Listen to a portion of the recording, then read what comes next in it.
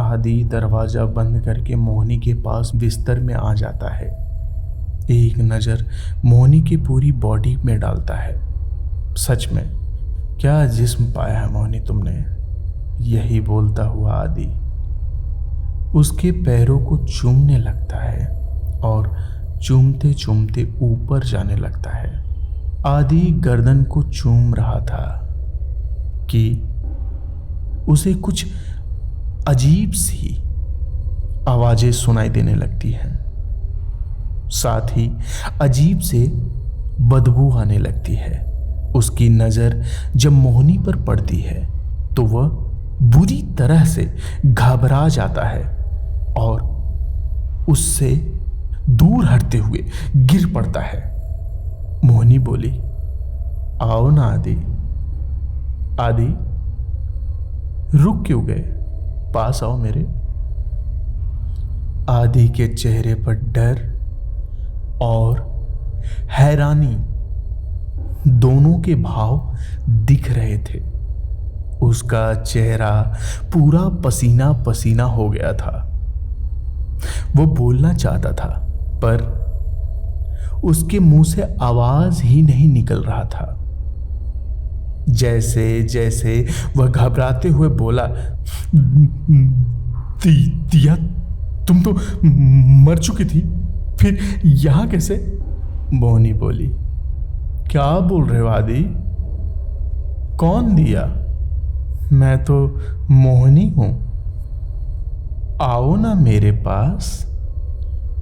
मोहिनी आदि की ओर बढ़ती है, लेकिन आदि बिजली की फुर्ती के साथ वहां से उठा और दरवाजा खोलकर जल्दी से उस कमरे से बाहर चला गया और भागते हुए सुमित और विक्रम के पास गया। उसके दिल की धड़कन बाहर तक सुनाई दे रही थी। आदि को ऐसे भागते आते देख वे दोनों बोले, अभी क्या हुआ तुझे? ऐसे क्यों भागते हुए आ रहा है? आदि की सांसें उखड़ने लगी थी। वो कुछ बोलना चाहता था पर उसके मुंह से आवाज ही नहीं निकल रही थी। बस हाथ से उस रूम की तरफ इशारा कर रहा था। विक्रम पूछने लगा, अरे कुछ बोलेगा भी, क्या हुआ? ऐसा क्या देख लिया उस बेडरूम में जो तेरा ये हाल हो गया? जरा मैं भी तो देखूं। ये बोलकर विक्रम उस बेडरूम की ओर जाने लगा। आदि उसे रोकने की कोशिश करने लगा, लेकिन विक्रम उस बेडरूम की ओर बढ़ गया। वहां का नजारा देखकर वह चौंक गया। कुछ ही पलों में विक्रम के चेहरे पर हल्की सी स्माइल फैल गई। बेडरूम के अंदर मोहिनी बड़ी ही मादक अवस्था में बैठी हुई थी। विक्रम को देखकर वह बोली, अरे यार, ये आदि को क्या हुआ अचानक? ये चिल्लाते हुए रूम से बाहर चला गया। विक्रम तुम मेरे पास आओ ना।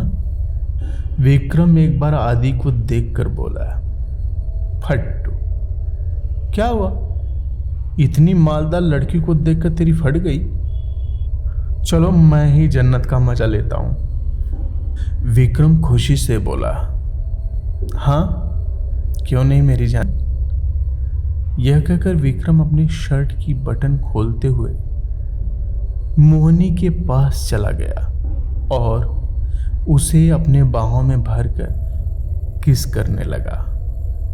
लेकिन थोड़ी देर बाद विक्रम के चीखने चिल्लाने की आवाजें आने लगी, बचाओ बचाओ, आदि, Sumit, help me, help me.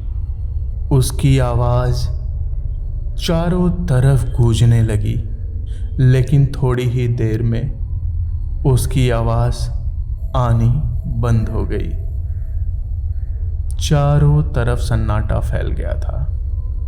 आदि और सुमित एक दूसरे के चेहरे को देखने लगे। कुछ देर बाद क्या हुआ विक्रम के साथ यह देखने जाने लगा। वहीं आदि एक जगह बुत बनकर बैठा हुआ था। सुमित बेडरूम के पास गया। अंदर देखा तो वह बेड पर पीठ करके बैठा हुआ था। सुमित ने राहत की सांस ली और उसके पास जाने लगा और बोला, ये सब क्या था विक्रम? हमें डराने की कोशिश कर रहे थे। लेकिन विक्रम कुछ नहीं बोला।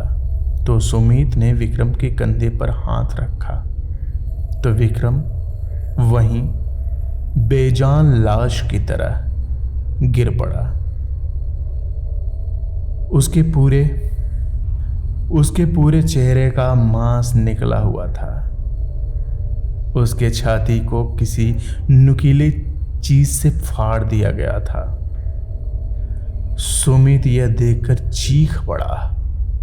उसकी जान हलक में आ गई थी। वो वहां से भागना चाहता था पर दरवाजा सटाक से बंद हो गया।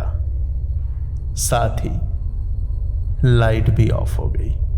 सुमित डरते डरते जेब से मोबाइल निकाला और तेजी से दरवाजे की ओर भागने लगा। लेकिन किसी चीज से वह टकरा कर नीचे गिर पड़ा और मोबाइल उसके हाथ से छूटकर दूर जा गिरा। सुमित डरते हुए उठा और मोबाइल की ओर बढ़ने लगा। झुककर जैसे कि मोबाइल उठाकर सामने देखा तो डर के मारे कांप गया। उसके सामने एक बेहद खूबसूरत और भयानक चुड़ैल खड़ी थी। उसके आधे चेहरे पर कीड़े मकोड़े रेंग रहे थे जो उसका मांस खा रहे थे, जिसे देखकर कोई भी भयभीत हो जाए। आधा चेहरा बहुत सुंदर था। सुमित उसे देखकर बोला, दिया तुम तो नहीं ये नहीं हो सकता। तुम तो मर चुकी थी ना? फिर यहाँ कैसे?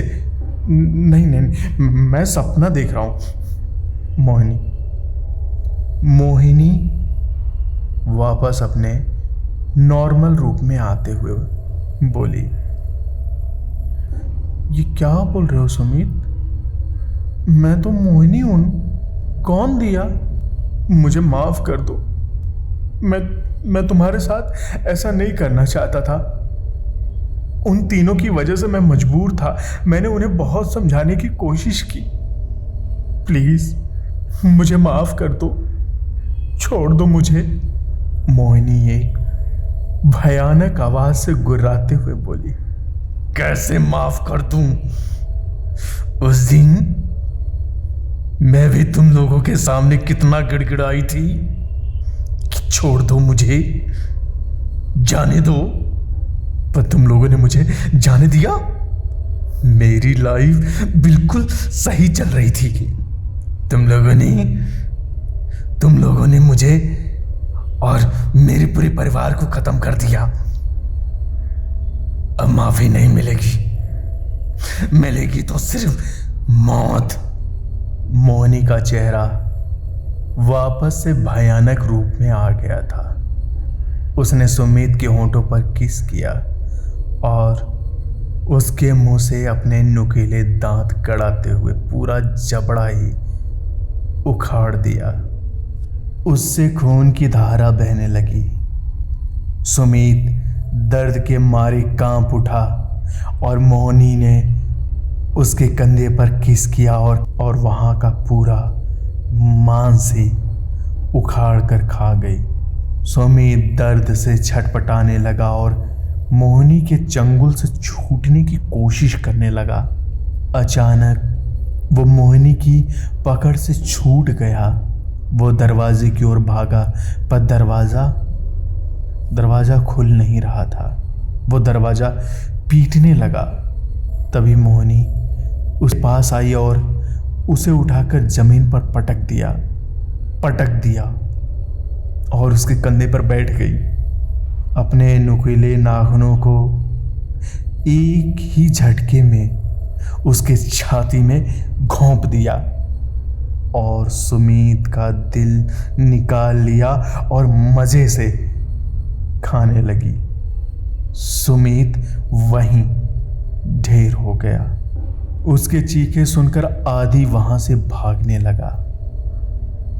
जल्दबाजी में उसका पैर फिसल गया और वह सीढ़ियों से होता हुआ सीधा नीचे गिर पड़ा। उसे काफी गहरी चोटें आई, पर वो उन सब की परवाह किए बिना वहां से भागने लगा।